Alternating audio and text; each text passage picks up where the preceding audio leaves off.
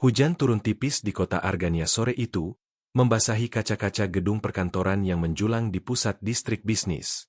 Di lantai 27 gedung Mahameru Finance, seorang pria ditemukan tak bernyawa di ruang kerjanya sendiri. Tidak ada kaca pecah. Tidak ada tanda perlawanan. Tidak ada jejak penyusup. Namanya Rendra Halim, 52 tahun, direktur utama perusahaan investasi terbesar ketiga di kota itu. Semua orang menyebutnya kecelakaan. Semua orang, kecuali satu orang. Detektif Arka Pradipta berdiri diam di depan meja kerja Rendra. Jasnya basah di bagian pundak.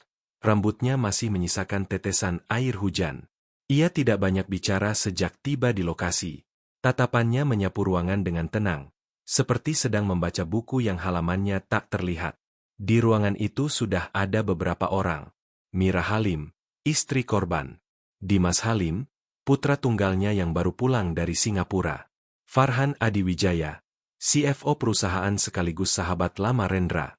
Livia Santoso, sekretaris pribadi yang telah bekerja hampir 10 tahun. Dokter bilang serangan jantung, ujar Farhan dengan suara mantap. Pak Rendra memang punya riwayat tekanan darah tinggi. Arka mengangguk pelan. Mungkin. Hanya satu kata. Namun cara ia mengucapkannya membuat ruangan terasa lebih dingin. Tubuh Rendra ditemukan terkulai di kursi kerjanya pukul 18.45 oleh Livia. Laptopnya masih menyala. Secangkir kopi ada di sisi kanan meja. Agenda digital terbuka. Tidak ada tanda kerusakan apapun. Sempurna. Terlalu sempurna. Arka mendekati meja. Ia memperhatikan cangkir kopi itu. Masih ada sisa setengahnya. Uapnya tentu sudah lama hilang, tapi sesuatu menarik perhatiannya. Ia tidak menyentuhnya, hanya menatap. Siapa yang terakhir bertemu korban? Tanyanya. Saya, jawab Livia cepat. Sekitar jam 5 sore. Beliau minta tidak diganggu karena ada laporan keuangan penting. Laporan apa? Farhan menyahut, audit internal tahunan. Arka mengangguk lagi. Tatapannya beralih ke layar laptop. Di sana terpampang file Excel panjang dengan grafik-grafik naik turun. Angka-angka yang bagi sebagian orang terlihat biasa, tapi bagi Arka terasa seperti puzzle. Ia bukan ahli keuangan, namun ia ahli membaca kebohongan. Pak Rendra orang yang sangat teliti, tanya Arka tiba-tiba. Farhan tertawa kecil. Terlalu teliti malah. Arka tersenyum tipis. Ia melihat jam dinding di ruangan itu. Pukul 19.32. Jam ini akurat, tanyanya. Selalu, jawab Livia. Setiap bulan diganti baterainya. Arka berjalan ke arah jendela besar. Dari sana, lampu kota Argania tampak berkilauan. Hujan masih turun, membuat dunia di luar terlihat samar. Menurut dokter, korban meninggal sekitar pukul berapa? Tanya Arka tanpa menoleh. Sekitar pukul 17.30 sampai pukul 18, jawab salah satu petugas forensik. Arka kembali menatap meja kerja itu. Laptop menyala. Kopi setengah penuh. Kursi tidak bergeser. Jam dinding berjalan normal. Semua terlihat wajar. Namun ada satu hal yang mengusik pikirannya. Arka memiringkan kepala, lalu perlahan duduk di kursi korban. Ia memperhatikan posisi tubuh yang dilaporkan saat ditemukan. Tangannya bergerak seolah-olah meniru bagaimana Rendra terakhir duduk. Kemudian ia melihat sesuatu. Mouse komputer berada di sisi kiri. Pak Rendra kidal, tanya Arka. Semua orang saling berpandangan. Tidak, jawab Dimas pelan. Ayah saya tangan kanan. Arka berdiri perlahan. Menarik. Ia kembali ke meja dan memperhatikan file laporan di layar. Angka terakhir yang diketik menunjukkan pukul 17.41 berdasarkan metadata otomatis sistem. Siapa yang punya akses ke laptop ini selain korban? Tidak ada, jawab Farhan tegas. Itu laptop pribadi beliau. Arka menatap Farhan beberapa detik lebih lama dari seharusnya. Hujan di luar semakin deras.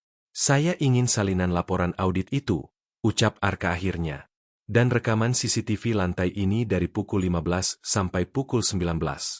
Farhan terlihat sedikit tidak nyaman. Tentu saja. Arka berjalan menuju pintu, lalu berhenti sejenak. Pak Rendra orang yang teliti. Ya? Ulangnya pelan. Ya. Orang teliti jarang membuat kesalahan kecil. Ia menunjuk ke arah mouse di sisi kiri meja. Dan mereka hampir tidak pernah salah menghitung. Semua orang terdiam. Arka melangkah keluar ruangan. Di lorong kantor yang sunyi, ia menarik napas panjang. Dalam pikirannya, potongan-potongan kecil mulai tersusun. Serangan jantung mungkin benar. Tapi kematian ini bukan kebetulan. Seseorang telah menyusun sesuatu selama bertahun-tahun.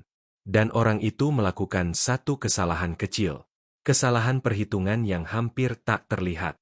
Arka tersenyum tipis. Angka yang tidak pernah berbohong. Malam di kota Argania semakin larut ketika detektif Arka Pradipta kembali ke kantornya. Map coklat berisi salinan laporan audit Mahameru Finance tergeletak di atas meja kayu tua miliknya. Lampu meja menjadi satu-satunya sumber cahaya di ruangan itu. Ia membuka laptop dan mulai menelusuri file yang tadi ia minta. Laporan audit internal. Angka-angka investasi. Transfer antar rekening perusahaan. Pergerakan dana proyek properti di pinggiran kota. Sekilas, semuanya tampak normal. Terlalu normal. Arka memperbesar bagian metadata dokumen terakhir yang diedit oleh Rendra Halim pukul 17.41. Ia membandingkan file final dengan versi cadangan otomatis yang tersimpan di server perusahaan. Data yang dikirim tim IT beberapa menit lalu. Di sanalah ia melihatnya. Selisih 0,7%. Bagi orang awam, itu angka kecil. Hampir tak berarti. Namun bagi perusahaan dengan perputaran dana triliunan rupiah, 0,7% adalah jumlah yang sangat besar. Arka menelusuri lebih dalam. Angka itu muncul berulang di beberapa proyek selama 3 tahun terakhir. Nilainya selalu kecil, tidak mencolok. Disamarkan dalam biaya operasional dan revisi anggaran. Seseorang sedang menggeser dana secara perlahan. Dan yang lebih menarik, perhitungan terakhir yang dilakukan Rendra sore itu justru mengoreksi angka tersebut. Artinya, Rendra baru saja menyadari sesuatu. Arka bersandar di kursinya. Jika Rendra menemukan kejanggalan sore itu, siapa yang paling dirugikan? Jawabannya jelas, orang yang selama ini menikmati selisih 0,7% itu. Keesokan paginya, Arka kembali ke gedung Mahameru Finance. Hujan telah berhenti, namun udara masih dingin. Ia memulai dengan memeriksa rekaman CCTV. Pukul 16.52, Farhan Adiwijaya terlihat masuk ke ruang direktur. Pukul 17.18, Farhan keluar. Pukul 17.36, tidak ada orang masuk atau keluar. Pukul 18.45, Livia masuk dan berteriak panik beberapa detik kemudian. Arka memutar ulang bagian saat Farhan masuk. Berapa lama biasanya rapat mereka? Tanya Arka kepada petugas keamanan. Kalau berdua bisa 1 jam lebih, Pak. Dan kemarin? Sekitar 25 menit. Arka mengangguk pelan. Ia kemudian meminta daftar akses pintu elektronik. Tidak ada yang aneh. Hanya kartu Rendra dan Farhan yang digunakan sore itu. Selanjutnya, Arka memanggil Dimas Halim ke ruang rapat kecil. Ayah Anda akhir-akhir ini terlihat gelisah, tanya Arka. Dimas terlihat lelah, tapi matanya tajam. Seminggu terakhir iya.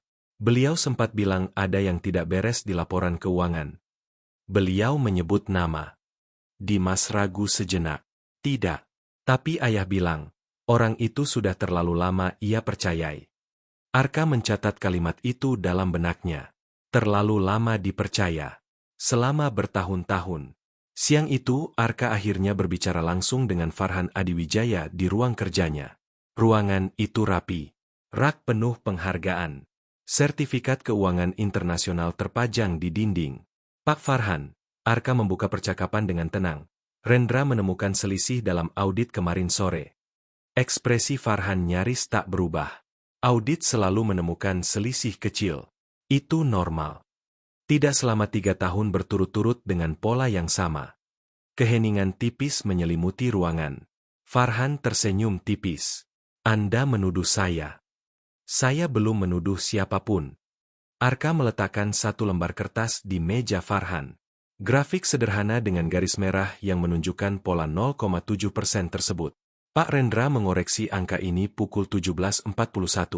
Beberapa menit setelah Anda keluar dari ruangannya. Farhan menatap grafik itu beberapa detik terlalu lama. Dan menurut dokter, beliau meninggal sekitar pukul 17.30 sampai pukul 18. Lanjut Arka pelan. Serangan jantung, jawab Farhan cepat. Ya, kata Arka. Serangan jantung. Ia berdiri. Pak Farhan, apakah Anda tahu bahwa konsumsi kafein berlebih bisa memicu gangguan jantung pada penderita hipertensi? Farhan menatapnya tajam. Apa maksud Anda? Arka tidak menjawab langsung. Ia hanya berkata, saya sudah meminta hasil uji laboratorium pada sisa kopi di meja Pak Rendra. Untuk pertama kalinya, rahang Farhan menegang. Hanya sepersekian detik. Namun cukup bagi Arka. Sore itu, hasil awal laboratorium tiba. Tidak ditemukan racun. Tidak ada zat asing yang jelas berbahaya. Namun kadar kafein dalam darah korban berada jauh di atas batas normal. Lebih dari 3 kali lipat. Arka kembali melihat laporan keuangan. 0,7% selama 3 tahun. Jika diakumulasi, jumlahnya cukup untuk membeli sebuah perusahaan kecil. Seseorang hampir berhasil. Bertahun-tahun menyusun rencana. Menggeser dana sedikit demi sedikit. Tidak mencolok. Tidak terdeteksi. Sampai satu sore, direktur utama yang terlalu teliti itu memutuskan menghitung ulang semuanya. Dan seseorang panik. Masalahnya sekarang hanya satu. Apakah kematian itu direncanakan? Atau reaksi spontan karena ketahuan? Arka menatap gedung Mahameru dari seberang jalan. Ia tahu satu hal pasti. Pelaku merasa dirinya hampir sempurna. Namun ia lupa satu hal kecil. Kesalahan perhitungan bukan hanya soal angka. Kadang, itu soal waktu. Dan waktu tidak pernah berpihak pada orang yang terlalu percaya diri. Detail yang terlalu rapi. Sore itu detektif Arka Pradipta kembali berdiri di ruang kerja mendiang Rendra Halim di gedung Mahameru Finance. Garis polisi masih terpasang, dan ruangan itu terasa lebih sunyi dari sebelumnya. Ia tidak langsung melihat meja. Ia melihat lantai. Karpet abu-abu tebal terbentang rapi tanpa noda. Tidak ada bekas tumpahan. Tidak ada jejak sepatu yang aneh. Semua seperti hari kerja biasa. Terlalu biasa. Arka berjalan perlahan menuju meja dan kembali memperhatikan cangkir kopi yang kini sudah diamankan dalam kantong bukti. Ia meminta petugas forensik membuka kembali dokumentasi foto sebelum barang dipindahkan. Perbesar bagian ini, katanya sambil menunjuk layar tablet. Di foto itu terlihat jelas. Cangkir kopi berada di sisi kanan meja, dekat tangan kanan korban. Namun sendok kecil pengaduknya berada di sisi kiri. Arka mengingat sesuatu. Kemarin, mouse komputer ada di sisi kiri. Hari ini, setelah barang-barang dipindahkan untuk pemeriksaan, mouse sudah dikembalikan ke posisi kanan oleh petugas. Ia meminta foto pertama saat tubuh ditemukan. Mouse di kiri. Sendok kopi di kiri. Namun cangkir berada di kanan. Itu bukan kebiasaan orang yang konsisten menggunakan tangan kanan. Apakah Pak Rendra biasanya membuat kopi sendiri? Tanya Arka kepada Livia Santoso yang dipanggil kembali. Tidak, Pak. Biasanya saya yang membuatkan. Dan kemarin, saya juga yang membuatkan. Seperti biasa. 1 sendok gula, kopi hitam tanpa krimer. Arka menatapnya. Anda mengaduknya. Iya. Dengan tangan kanan. Livia terlihat bingung. Tentu saja. Arka mengangguk pelan. Jika Livia mengaduk dengan tangan kanan, sendok seharusnya diletakkan di sisi kanan setelah selesai. Namun di foto awal, sendok ada di kiri. Seseorang memindahkannya. Arka kemudian meminta rekaman CCTV pantry kecil di ujung lorong. Pukul 16.48, Livia terlihat membuat kopi. Pukul 16.50, ia keluar membawa cangkir. Namun ada satu hal yang luput dari perhatian sebelumnya. Pukul 16.43, Farhan Adiwijaya masuk ke pantry selama kurang lebih 1 menit. Ia tidak membawa apapun saat keluar. Arka memperlambat rekaman itu. Farhan berdiri membelakangi kamera beberapa detik, tepat di meja tempat gula dan kopi disimpan. 1 menit. Cukup untuk melakukan sesuatu. Malamnya, Arka duduk di kantornya sambil memeriksa hasil laboratorium lanjutan. Tidak ada racun. Tidak ada sianida. Tidak ada zat kimia berbahaya. Namun ditemukan konsentrasi kafein yang sangat tinggi dalam sisa kopi. Bukan karena kopi itu berbeda jenis, melainkan karena takarannya berlipat. Arka menatap catatan medis korban. Hipertensi kronis. Riwayat aritmia ringan. Dokter menyarankan mengurangi konsumsi kafein. Jika seseorang menambahkan bubuk kafein murni dalam jumlah besar ke dalam kopi korban, efeknya bisa fatal. Terutama jika korban baru saja mengalami tekanan emosional. Seperti menemukan kecurangan finansial besar di perusahaannya sendiri. Arka menghubungkan semua potongan. Rendra menemukan selisih 0,7%. Ia mengoreksi laporan pukul 17.41. Sebelumnya, ia bertemu Farhan. Farhan tahu audit itu bisa membongkar semuanya. Dan Farhan punya akses ke laporan, akses ke ruangan, bahkan akses ke pantry. Namun satu hal masih mengganggu Arka. Jika Farhan sudah merencanakan penggelapan dana selama 3 tahun dengan sangat rapi, mengapa ia membuat kesalahan sekecil memindahkan sendok ke sisi kiri? Jawabannya sederhana. Karena kematian itu bukan bagian dari rencana panjang. Itu reaksi panik. Keesokan harinya, Arka memanggil Farhan ke ruang interogasi informal di kantor polisi Argania. Tidak ada borgol. Tidak ada tuduhan resmi. Hanya percakapan. Pak Farhan, Arka memulai dengan tenang. Anda sangat cermat dalam mengatur keuangan perusahaan. Saya dibayar untuk itu. Selama 3 tahun terakhir, ada selisih 0,7% yang tersebar rapi. Nyaris tak terlihat. Farhan tersenyum tipis. Anda masih dengan teori itu. Arka mengeluarkan satu foto. Foto sendok di sisi kiri meja. Ini kesalahan Anda. Farhan menatap foto itu tanpa ekspresi. Pak Rendra tangan kanan. Sekretarisnya tangan kanan. Tapi setelah Anda keluar dari ruangan, posisi benda berubah. Anda kidal, Pak Farhan. Untuk pertama kalinya, napas Farhan terdengar lebih berat. Arka melanjutkan, Anda masuk pantry sebelum kopi dibuat. Anda menambahkan bubuk kafein murni, bukan racun. Jadi jika terjadi sesuatu, itu tampak alami. Serangan jantung. Tidak ada bukti saya menambahkan apapun, jawab Farhan cepat. Benar. Anda hampir sempurna. Arka mencondongkan tubuhnya. Namun Anda lupa satu hal.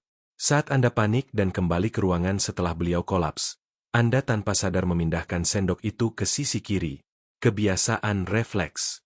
Kebiasaan orang kidal. Ruangan menjadi sunyi. Hanya detak jam terdengar pelan.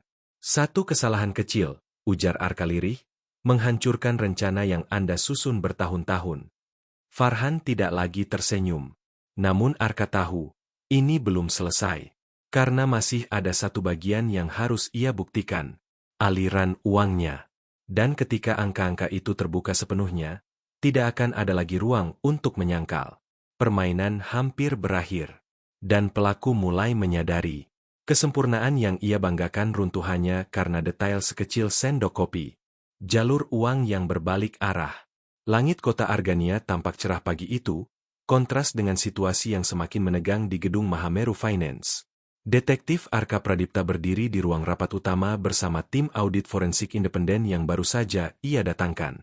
Di meja panjang terbentang cetakan laporan transaksi selama 3 tahun terakhir.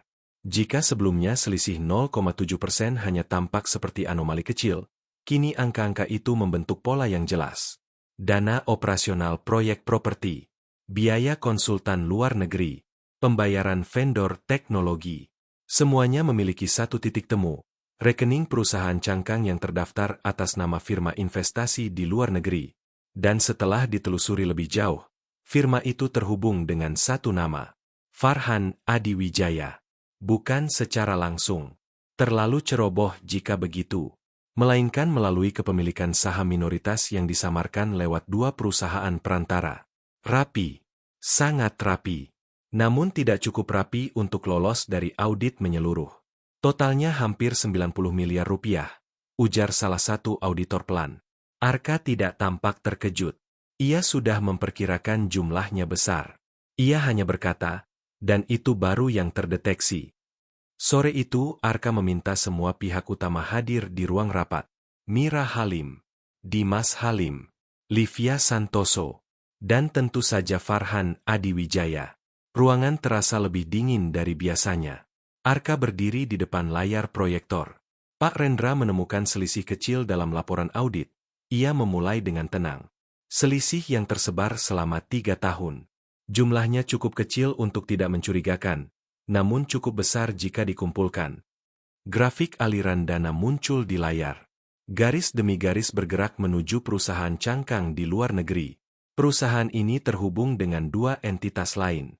Dan keduanya memiliki pemegang saham yang sama. Arka menekan tombol berikutnya. Nama Farhan muncul di layar. Ruangan langsung sunyi. Dimas mengepalkan tangannya. Mira menutup mulutnya pelan.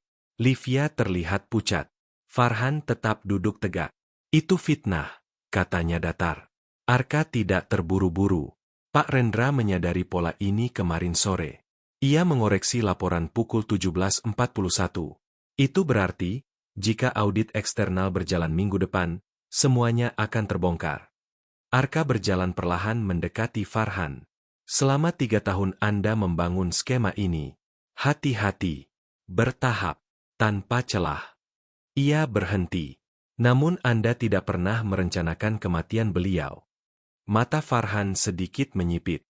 Ketika Anda keluar dari ruangan pukul 17.18, Anda tahu beliau mulai mencurigai sesuatu. Anda masuk ke pantry lebih dulu. Anda menambahkan bubuk kafein konsentrat yang biasa digunakan untuk minuman energi perusahaan, produk baru yang belum diluncurkan. Semua orang menatap Farhan. Bukan racun, lanjut Arka. Hanya dosis tinggi.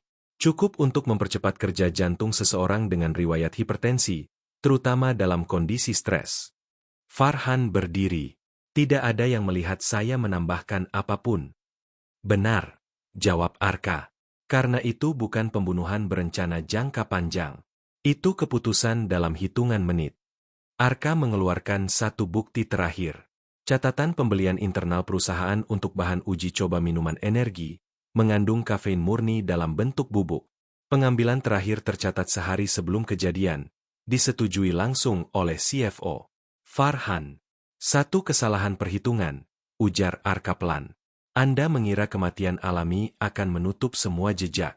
Anda lupa bahwa Pak Rendra sudah menyimpan salinan audit yang telah diperbarui ke server cadangan eksternal. Farhan membeku. Dimas terlihat terkejut. Ayah menyimpan salinan lain. Arka mengangguk. Otomatis tersinkronisasi setiap pukul 18. Data pukul 17.41 tetap tersimpan. Artinya, meski Rendra meninggal, koreksi terakhirnya tetap ada. Rencana Farhan runtuh bukan hanya karena sendok kopi, tetapi karena ia salah menghitung waktu sinkronisasi sistem. Kesalahan kecil, namun fatal. Beberapa detik berlalu dalam keheningan. Farhan akhirnya tertawa pelan. Tawa tanpa kegembiraan. 3 tahun, katanya lirih. 3 tahun membangun semuanya, dan hancur karena satu sore yang buruk. Ia menatap Arka tajam. Jika dia tidak terlalu teliti, semua ini tidak akan terjadi. Arka menjawab dengan tenang, justru karena beliau teliti, kebenaran ditemukan. Petugas kepolisian yang sejak tadi menunggu di luar masuk perlahan. Farhan tidak melawan saat borgol dipasang. Sebelum dibawa pergi, ia menoleh ke arah kursi kosong yang dulu ditempati sahabatnya. 1 angka kecil, gumamnya. Arka berdiri diam. Ia tahu ini belum benar-benar selesai. Masih ada satu bagian terakhir. Bukan tentang uang. Bukan tentang bukti. Tetapi tentang penutup yang akan memastikan tidak ada lagi celah. Dan tentang warisan terakhir Rendra Halim. Warisan terakhir seorang yang teliti. 1 minggu setelah penangkapan Farhan Adiwijaya, suasana di gedung Mahameru Finance berubah drastis. Media sudah berhenti memenuhi lobi. Karyawan perlahan kembali bekerja. Namun bayangan kejadian sore itu masih terasa di setiap sudut ruangan lantai 27. Di ruang kerja yang dulu ditempati Rendra Halim, kini tirai dibuka lebar. Cahaya matahari masuk tanpa terhalang hujan seperti hari ketika semuanya terjadi. Detektif Arka Pradipta berdiri menghadap jendela, ditemani Dimas Halim. Terima kasih, ucap Dimas pelan. Kalau bukan karena Anda, kematian ayah mungkin hanya dianggap takdir. Arka menggeleng tipis. Ayah Anda yang menemukan semuanya. Saya hanya mengikuti jejak yang beliau tinggalkan. Di meja kerja itu kini hanya tersisa beberapa berkas pribadi dan sebuah buku catatan kulit hitam yang baru ditemukan di brankas kecil ruangan. Buku itu bukan diari, melainkan catatan angka. Rendra ternyata sudah lama mencurigai adanya kebocoran dana. Ia menuliskan perbandingan laporan tiap bulan secara manual. Ia menghitung ulang dengan caranya sendiri, tidak sepenuhnya percaya pada sistem. Dan di halaman terakhir, tertulis satu kalimat singkat. Jika selisih ini benar, maka orang yang paling dekatlah yang paling berbahaya. Dimas membaca kalimat itu dengan napas tertahan. 3 tahun lalu, katanya pelan, ayah pernah bilang bisnis bisa hancur bukan karena pesaing, tapi karena kepercayaan yang salah. Arka terdiam. Ia tahu Farhan bukan sekadar kolega bagi Rendra. Mereka membangun perusahaan itu bersama dari nol. Dari kantor kecil di ruko 2 lantai, hingga menjadi salah satu perusahaan investasi terbesar di kota Argania. Keserakahan tidak selalu datang dari musuh. Kadang ia tumbuh perlahan, dari ambisi yang dibiarkan tanpa batas. Beberapa hari kemudian, konferensi pers resmi digelar. Polisi mengumumkan bahwa kematian Rendra bukan kecelakaan biasa. Investigasi membuktikan adanya manipulasi keuangan dan tindakan yang memperparah kondisi kesehatan korban secara sengaja. Kasus itu menjadi pelajaran besar bagi dunia bisnis di Argania. Banyak perusahaan mulai memperketat sistem audit internal. Pengawasan ganda diterapkan. Transparansi diperkuat. Warisan Rendra bukan hanya perusahaan, melainkan sistem yang lebih bersih. Sore itu Arka kembali duduk sendirian di kantornya. Di tangannya ada laporan akhir kasus. Skema penggelapan dana selama 3 tahun. Pemindahan dana bertahap 0,7%. Perusahaan cangkang luar negeri. Pembelian bubuk kafein konsentrat. Kesalahan posisi sendok. Sinkronisasi server pukul 18. Ia menutup map itu perlahan. Kasus selesai. Namun pikirannya masih memutar satu hal. Farhan hampir berhasil. Rencananya matang. Perhitungannya presisi. Ia memahami sistem, memahami psikologi perusahaan, bahkan memahami kondisi kesehatan Rendra. Namun ia melupakan satu hal kecil. Ia mengira semua bisa dikendalikan. Padahal waktu selalu berjalan sesuai hitungannya sendiri. Dan satu kesalahan kecil, entah itu angka 0,7% yang terlalu konsisten, atau kebiasaan tangan kidal yang tak disadari, cukup untuk meruntuhkan segalanya. Telepon Arka berdering. Pesan singkat dari Dimas. Perusahaan akan kami jalankan sesuai prinsip ayah. Tidak akan ada lagi angka yang disembunyikan. Arka tersenyum tipis. Ia berdiri, mengenakan jasnya, lalu berjalan keluar kantor. Kota Argania sore itu terlihat lebih cerah dibanding hari pertama ia menginjakan kaki di gedung Mahameru. Hujan sudah lama berhenti. Langkahnya mantap menyusuri trotoar. Baginya, setiap kasus selalu meninggalkan pelajaran. Dan pelajaran kali ini sederhana namun dalam. Rencana yang dibangun bertahun-tahun bisa hancur bukan karena kesalahan besar, melainkan karena satu detail kecil yang diabaikan. Satu kesalahan perhitungan. Dan di dunia kejahatan, sekecil apapun kesalahan itu, selalu ada seseorang yang akan menemukannya. Detektif Arka Pradipta tahu. Selama masih ada orang yang terlalu percaya diri pada kesempurnaan, akan selalu ada celah. Dan selama celah itu ada, kebenaran akan menemukan jalannya.